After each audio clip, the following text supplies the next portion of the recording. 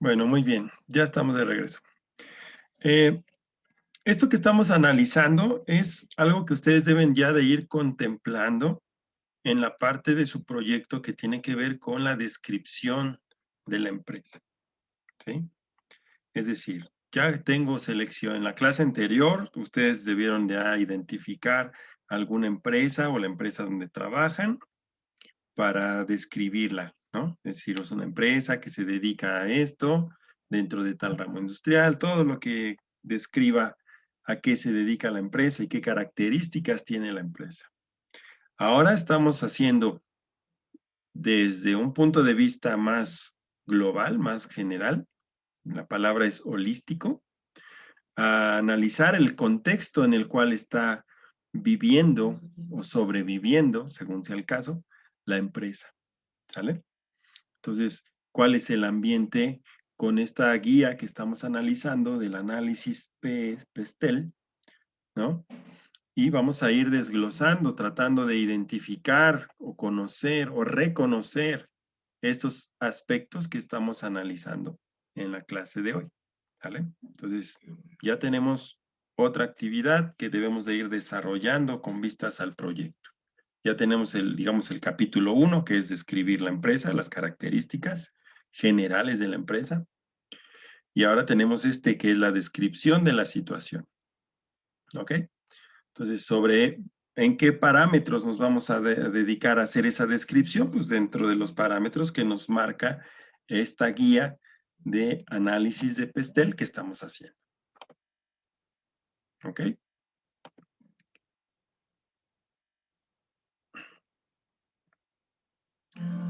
Bueno, entonces continuamos.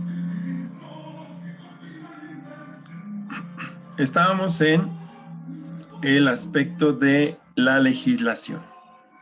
¿Cómo están las legislaciones en cuanto a legislaciones antimonopolio? ¿Qué tan rígidas son? ¿Qué espacio hay a veces para poder manejarse dentro de ellas? ¿O cuáles son todas esas metodologías gubernamentales? ¿A qué se refiere esto de metodologías gubernamentales? A toda esa serie de procedimientos, trámites y cosas que tenemos que hacer como empresarios ante el gobierno, ¿sí? Que si desde los impuestos hasta los registros en las diferentes cámaras de comercio, etcétera. Todo lo que implique sacar un permiso de construcción, de ampliación, de consumo de electricidad o de manejo de residuos, no sé, todo lo que implique eso, ¿no?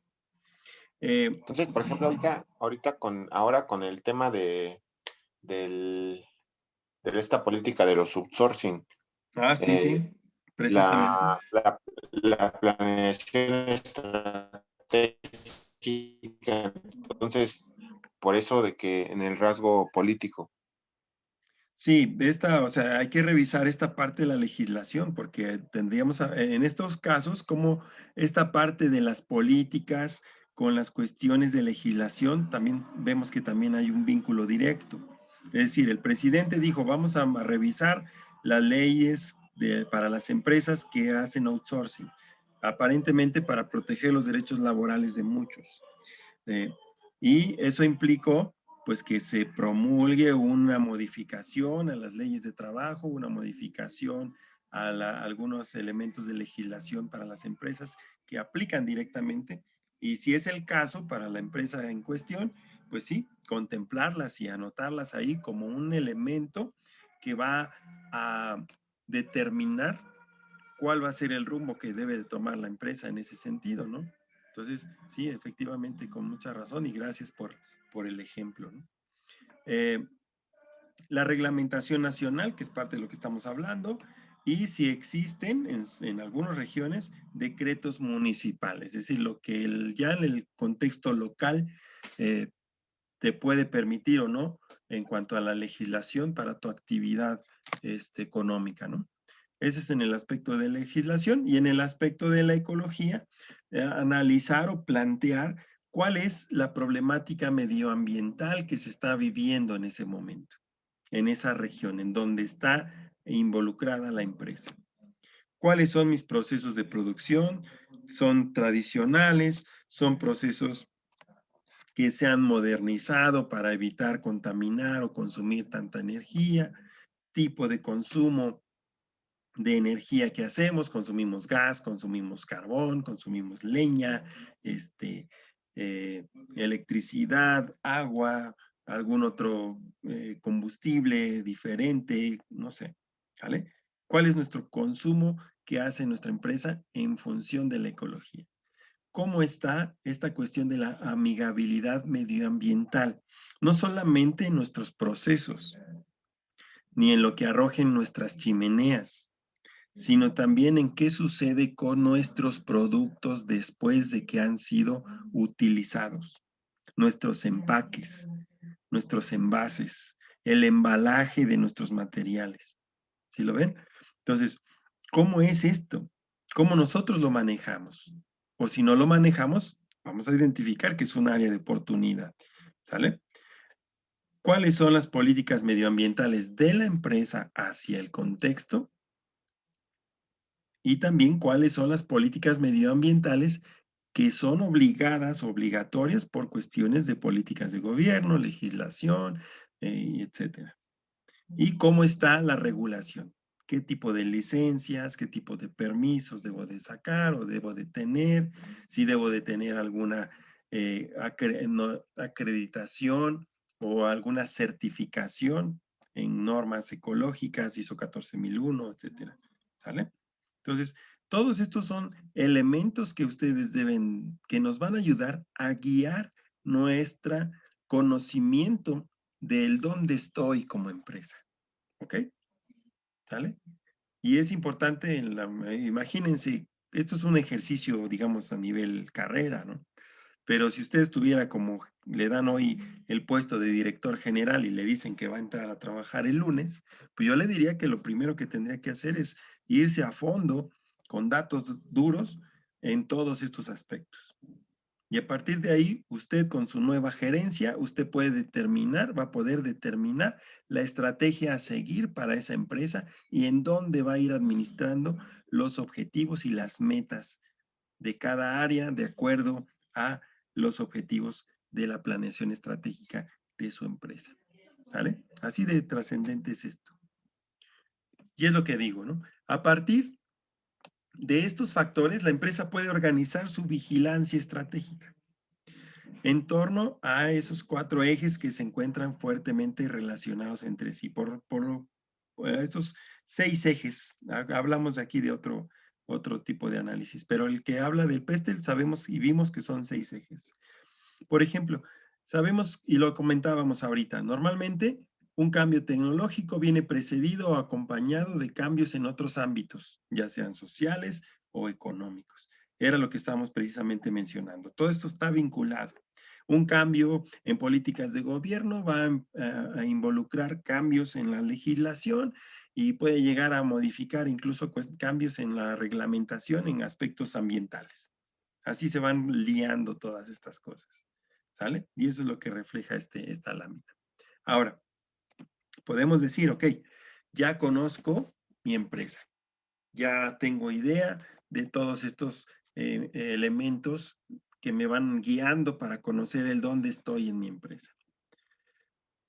Pero eso no se va a quedar ahí, es decir, eso es al inicio. Aquí voy a antes de entrar a este punto, mi pregunta es la siguiente, y ahí sí me gustaría verlos a todos. Mi pregunta es la siguiente. ¿Ustedes piensan que con solamente hacer esta valoración inicial, con vistas a una planeación estratégica para la empresa, es suficiente? Es decir, conocer cómo está la situación actual en todos estos aspectos, ¿es suficiente? Esa es mi pregunta. ¿Sí o no y por qué? para que si es suficiente para poder hacer una planeación, ¿Mm? profesor, Sí, que si eso es suficiente para hacer una buena planeación de una empresa.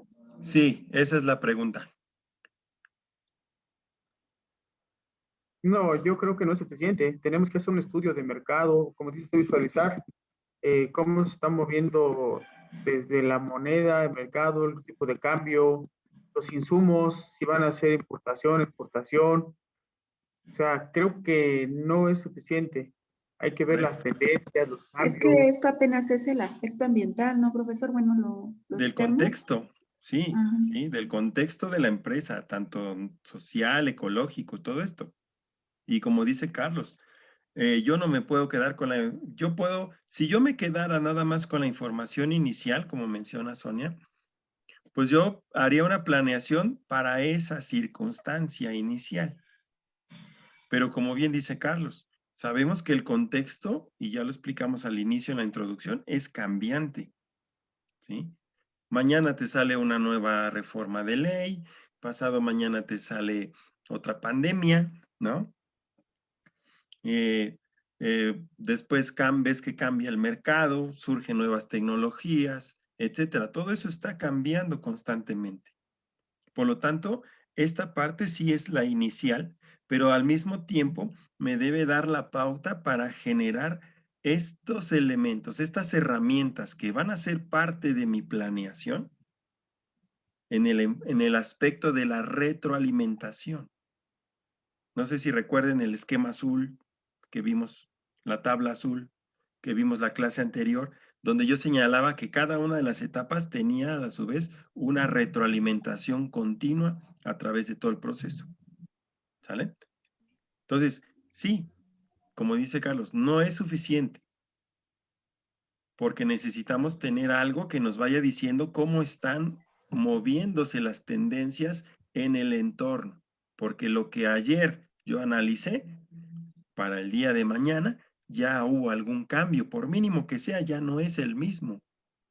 Y hay veces que son cambios trascendentes que obligan, como decía por ahí algún compañero, no sé si Roberto, a cambiar la estrategia, sino a dar un giro total opuesto o un giro drástico, cuando menos sí reorientar nuestras operaciones para adaptarnos a esos cambios.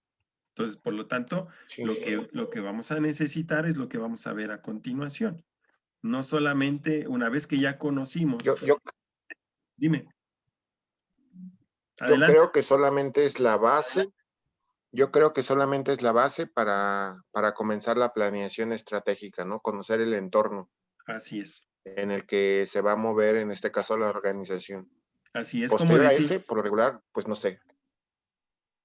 Sí, Planteas una una proyección, haces una proyección, no sé, por ejemplo, una curva S, y voy a ver cómo voy yo a completando mis objetivos. Y en base a las desviaciones que yo tenga, yo me reorganizo mi plan, Así es. vuelvo a al resto a mis objetivos, ¿no? Sí, así es.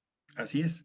Entonces, lo que vamos a ver a continuación es también esta parte de esa herramienta que en esta fase de la descripción, del conocimiento, del análisis ambiental de la empresa, nosotros necesitamos también tomar en consideración para tener una constante retroalimentación. Y son estos ejes, aquí sí son 4 ejes de la vigilancia estratégica. ¿Eh? Estamos viendo, estoy esperando que salga aquí la herramientita para... Profesor, muchas empresas extranjeras le apuestan a la comida, ¿no? A todo lo que es alimento. Porque el alimento jamás va a dejar de ser tendencia. Pues sí, lo que pasa es que es una necesidad básica. Y se vuelven empresas, si no competitivas, cuando menos muy nobles, porque mientras haya seres humanos que tengan la necesidad de comer, ellos tienen trabajo. Entonces, pero también es algo que es muy competido y en que cualquier Sí, persona con sí, una estufa y un sartén puede hacer maravillas, ¿eh? Y darte competencia. así es. Lo que nosotros tenemos, Así lo es, de que hacen, hecho, lo vemos, sí, comente. sí, de hecho, lo vemos nosotros en nuestras colonias, ¿no? La señora de la esquina pone un puesto de quesadillas y la de la otra esquina pone un puesto de tamales y, o sea, todo es alimento y nosotros pues cada vez somos más consumidores. Por Así eso hay es, mucha competencia, porque el alimento jamás va a dejar de ser tendencia. así es. Y el mexicano, por cierto, pues y la cocina mexicana y la cultura mexicana, pues alcanza y sobra para tener variantes, ¿no? Entonces, por eso es muy Las socorrido. Ahora, ¿qué es? guajolotas no pueden faltar. ¿Las qué? Las guajolotas no pueden faltar. Es algo esencial. Exacto.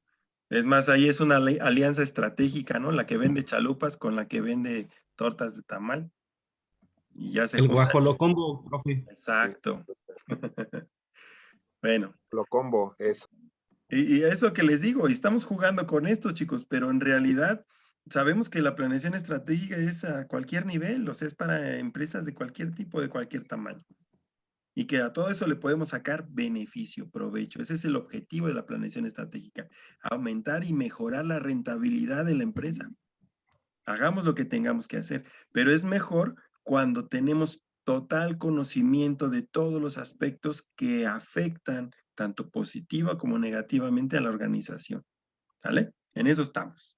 Entonces, ¿qué son esos elementos que conjunto con el análisis PESTEL que revisamos, que me ayuda a conocer las condiciones actuales, yo tengo que considerar para tener una retroalimentación de cómo éstas se están comportando? Cómo están dándose los cambios. Para eso necesito estos ejes de vigilancia. El primero que vamos a analizar es el eje de vigilancia competitiva, dice ahí. Este eje es el que me va a retroalimentar en estos aspectos. Me va a ayudar a lo que comentaba el compañero. Me va a ayudar a estudiar a los competidores y la cadena de valor del sector al completo, es al total. ¿Sí? ¿Cómo lo voy a hacer? Pues a lo mejor un estudio de mercado, donde yo pueda conocer quiénes son mis competidores actuales o los que vayan surgiendo. ¿Quiénes son mis competidores potenciales que están ahí al acecho o están a punto de cambiar estrategias? ¿Quiénes son mis competidores con productos sustitutos que pueden reemplazar mis productos? Y hacia cuál es la situación de la empresa y su fuerza en la cadena de valor del sector, es decir, ¿qué representa mi empresa en el sector? ¿Qué porcentaje de participación representa mi empresa en el sector? ¿Soy preponderante? ¿Soy dominante? ¿O soy de los peces pequeños o soy de los peces gordos en el sector? Que pudiera incluso guiar a todo el sector en general. ¿Sale? Entonces, esos son factores, acuérdense, estos son factores de vigilancia. Y en este caso, tenemos que implementar una vigilancia competitiva para conocer cómo se mueve el entorno en estos aspectos. Está el otro elemento, que es la vigilancia tecnológica. En este punto se estudian las tecnologías disponibles, emergentes y avances científicos y técnicos que puedan afectar el desarrollo de nuevos productos o procesos en la empresa. Y esto va ligado con lo anterior, por eso esto va en una retroalimentación. Estas herramientas de vigilancia son las que me van a retroalimentar el conocimiento de la situación de la empresa. Elementos en esta parte de la vigilancia tecnológica que tienen que ver con avances científicos y técnicos, productos y servicios, procesos de fabricación, materiales y su cadena de transformación, así como tecnologías y sistemas de información. Entonces, debo de tener a alguien dentro de toda mi estructura organizacional, áreas o funciones dentro de las áreas que se dediquen a esta vigilancia, ¿sí? No puedo armar mi empresa y ponerla si yo pierdo de vista el entorno de la empresa, cómo se está manejando, ¿sí? Otro aspecto de vigilancia estratégica es... Mande. Perdón, profe, eso me recuerda mucho a un cliente, por allá por el área de Cancún, que bueno, él le vende a toda la zona hotelera de Cancún productos de panadería, lo que son pan de caja llamado el pan Bimbo, los perros calientes. Sí. Y llegamos con él y nos comenta, ¿sabes qué? Mi cliente me pide un pan como el de Bimbo y quiero un pan como el de Bimbo. ¿Qué necesito? Porque no tienes la tecnología que tiene Bimbo. Entonces, ¿cómo quieres producir o tener un pan como el que tiene Bimbo si tú no tienes la tecnología? Estás en el pasado. Entonces, ahí me recuerda mucho de la vigilancia tecnológica. Así es. Máquinas y equipos y el personal y sus fórmulas principalmente estaban súper atrasadas. Así es. Y es parte... Y perdió mercado porque no pudo cumplir. Sí, pero eso pasa cuando lo que mencionaba en la primera clase, compañero Roberto, ¿no? Hay veces que los directivos avientan una estrategia sin hacer este análisis del que estamos hablando. Por eso le pasó eso. Él planteó su estrategia, pues vamos a entrarle a estos productos. Pero eso lo dijo primero antes de hacer este análisis. Si él primero se hubiera sentado a analizar, a ver, el objetivo es este, pero las condiciones y la situación actual de mi empresa es esta, pues a lo mejor ni siquiera se compromete. O hubiera hecho un plan de inversión para hacerse de la tecnología necesaria y cuando llegara el momento, entonces sí, arrancarse y competir. ¿Ven? ¿Sí están viendo para qué utilidad nos está dando esto, no? Bueno. Sí. Entonces, el otro aspecto es la vigilancia comercial. Aquí tenemos la vigilancia competitiva, ¿va? Analizar nuestro mercado de competencia, quiénes son nuestras competencias y todo lo que ello implique. La parte de la tecnología que ya acabamos de analizar. Y ahora viene la parte comercial, la vigilancia comercial. Esta vigilancia comercial estudia los datos referentes a clientes y proveedores. Los aspectos comerciales que es necesario vigilar dentro de esto son los clientes. ¿Cómo son los clientes? ¿Cómo evolucionan sus necesidades? ¿Cuál es su solvencia? Es decir, ¿hasta dónde están dispuestos a pagar por un producto o un servicio que nosotros podamos ofrecer? ¿Sí? Sus edades, sus tendencias, ¿sí? Sus cuestiones de costumbres, ¿sale? Por otro lado está en la parte de proveedores, su estrategia de lanzamiento de nuevos productos, sus proveedores, etc. Alguien decía por ahí, Carlos Casuga, que decía que para una empresa lo más importante era tener a sus proveedores contentos, pagarles a tiempo, tener constante comunicación con ellos, compartirles algo de nuestra estrategia, de nuestra planeación estratégica, para que ellos también se vayan preparando para esos momentos. Contar con con nuevos proveedores es contar con las innovaciones, contar con los nuevos productos, contar con incluso participar en el desarrollo de nuevos productos para nuestros propios proveedores. Es un elemento que nos puede dar un paso adelante ante nuestros competidores. ¿Sí? ¿Por qué? Porque vamos a ¿Puedo hacer... platicar una anécdota, profe? A ver, adelante. Por ejemplo, en eso tiene mucha razón, porque, por ejemplo, una de la estrategia para nuestra organización fue meter a todos los proveedores a una plataforma de trabajo de proveedores que se llama Bancodoc. Ese Ajá. Bancodoc, por ejemplo, estaba la sede en Brasil. Nosotros tuvimos un paro laboral de 20 días para Pero un paro hacer laboral. planes de mantenimiento. Como esta estrategia no fue llevada hacia los proveedores, no fue integral, la integración con los proveedores. Y fue un error rotundo en la planeación estratégica el no integrar a toda la parte de proveedores. ¿Qué fue lo que resultó mal ahí? La planeación estratégica, querer innovar, pero no hacer algo integral con todos los proveedores hacia donde los queríamos llevar. Muy para estar en una plataforma o no conocían las herramientas, ¿no? Entonces fue un caos total y tuvimos que hacer la planeación de ese paro a la antigua, ¿no? Con controles de acceso manuales para poder cumplir en tiempo y forma, ¿no? Y yo creo que ese es uno de los errores que comenta, que no hay una visión hacia afuera, ¿no?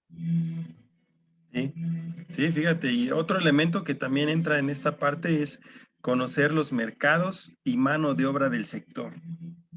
Es decir, también tienes que considerar cómo se está desarrollando mano de obra que tú puedes llegar a requerir en la zona o en la ubicación donde desarrollas tu actividad. ¿Mm? Porque de repente yo te puedo decir, pues es que me gustó la zona industrial de Tizayuca y voy a poner una fábrica o voy a poner una planta de, no sé, para ensamblar televisores de alta tecnología, ¿no? Y entonces empiezo a buscar mano de obra especializada y resulta que en Tizayuca pues no hay electrónicos, no hay ingenieros en electrónica que tengan conocimiento, entonces tengo que ir a traerlos desde México, desde otros lugares de la República y eso me impide lograr rápido una implementación eficiente de mi estrategia. ¿Por qué? Porque se me olvidó ver que no tenía la mano de obra que requiero, no se da ahí en la región donde estoy. ¿Sí lo ven? Entonces, o por ejemplo, ahorita llegar y poner un hospital particular grandísimo, ¿no? Y requiero médicos y requiero enfermeros y camilleros y resulta que ahí no hay ni una escuela que genere esa mano de obra. Ese es un error estratégico también, ¿ok? Entonces, tanto clientes, proveedores como mano de obra y mercados son cosas que debo de considerar en este apartado de la vigilancia comercial. Es decir, de quiénes yo dependo. Dependo de mis clientes, ¿están de acuerdo? Pero también dependo de mis proveedores para funcionar. Y también dependo de la mano de obra para funcionar. Y tengo que tener conocimiento de cómo están esas circunstancias y cómo están evolucionando o si están cambiando para ese sentido. ¿Ok? Entonces, esos son los elementos que estamos analizando. Otro elemento es obviamente la vigilancia del entorno. Se ocupa de aquellos hechos exteriores que pueden influir en el desempeño de la normativa que ya analizamos, ¿no?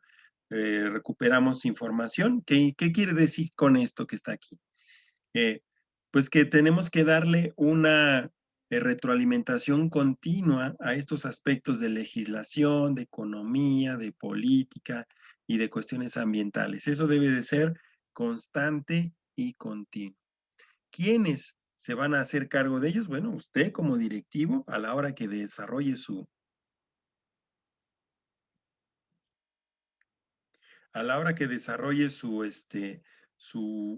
plan y todo lo que conlleva, usted va a ir determinando cuáles son las funciones y a quién se las va a asignar para que esta información le llegue a usted como directivo y usted pueda ir tomando las decisiones que usted necesite.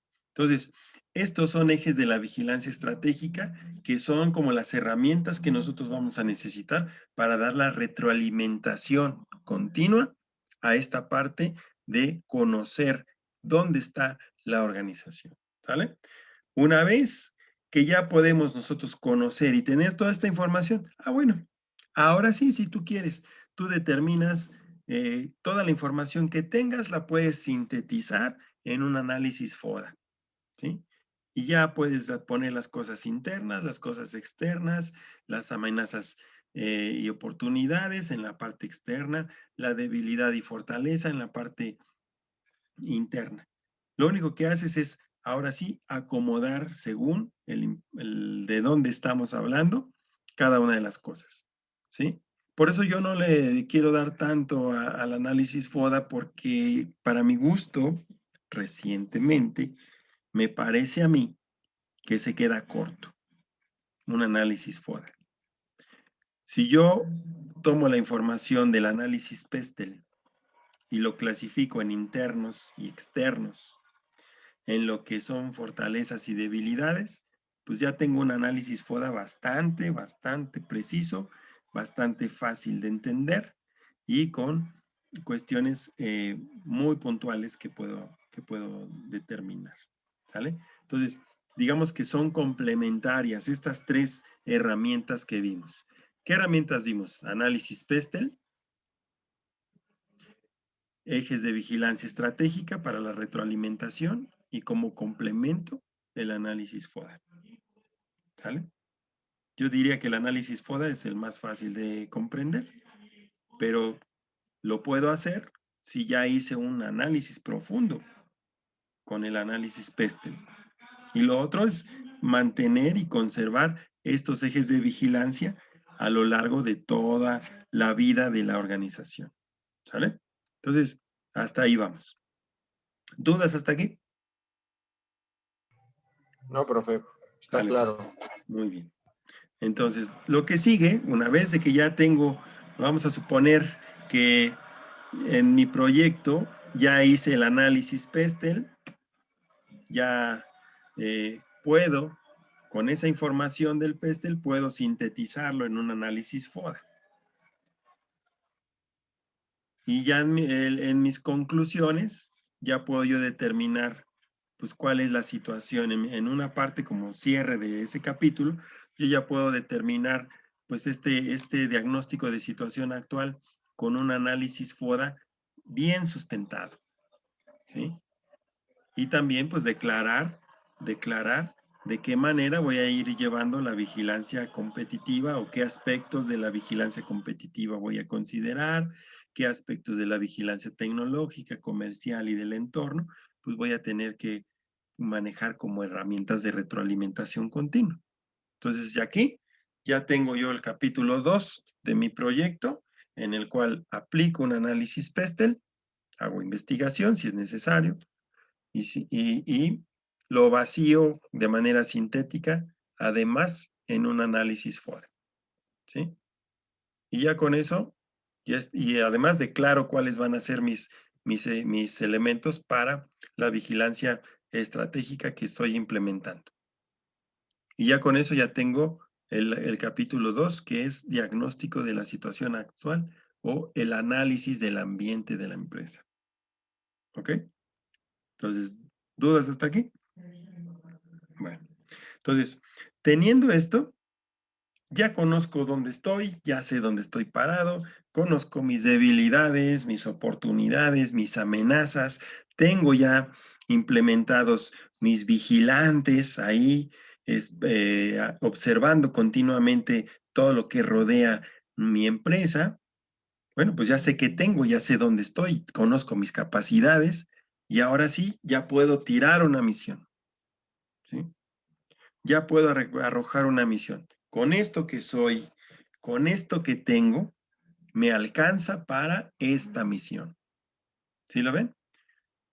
Ahora sí, ya puedo, no me va a pasar como el de los panes, ¿no? Que tiró la misión, ni siquiera sabía dónde estaba ni qué capacidades tenía. Por eso fracasó.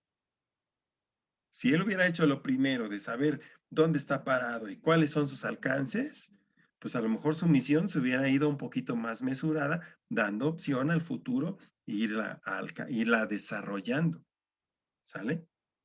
Ir creciendo. Pero no, se tiró como el borras, ¿no?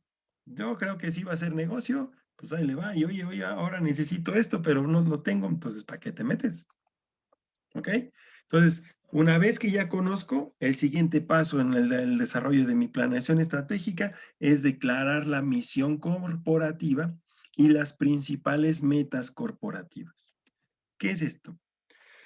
El primer componente del proceso de la administración estratégica va a ser analizar la declaración de la misión corporativa de la organización, la cual ofrece el marco o el contexto dentro del que se formulan las estrategias.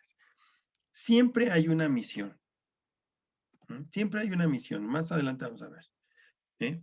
Pero lo primero es que si la empresa ya la tiene, pues deja analizar, deja ver qué dice, deja ver hasta dónde es el alcance. Ahora, ¿qué es lo que voy a analizar? Una misión corporativa tiene 4 componentes principales que ya conocemos todos. Tiene la declaración de la razón de ser de la empresa o organización. A eso es lo que a secas conocemos como misión. También debe de ir acompañada con una declaración de algún estado futuro deseado, a lo que suele llamársele visión. Además, una declaración de los valores clave con los que la organización está comprometida, es decir, su conducta ante la sociedad. Y, por último, una declaración de las principales metas que persigue la organización. ¿Sí? Entonces, ¿para qué es mi empresa? ¿A dónde quiero llegar? ¿Bajo qué valores me voy a regir? ¿Y cuáles son las metas y los logros que quiero tener? Eso, todos esos 4 elementos juntos son la misión corporativa y metas corporativas. Ahora, ¿cuál es la misión? Para que yo sepa definir cuál es la misión, yo tendría que preguntarme cuál es nuestro negocio. ¿A qué nos dedicamos? ¿No? Pero esto surgió gracias a unos lineamientos que a mediados de los años 70, por ahí las épocas en que yo nacía, Peter Drucker determinó o expuso, dio a conocer. A este señor, Peter Drucker, se le conoce también como el padre de la administración moderna. Él dice que formular la pregunta ¿cuál es nuestro negocio? Es como preguntar ¿cuál es nuestra misión?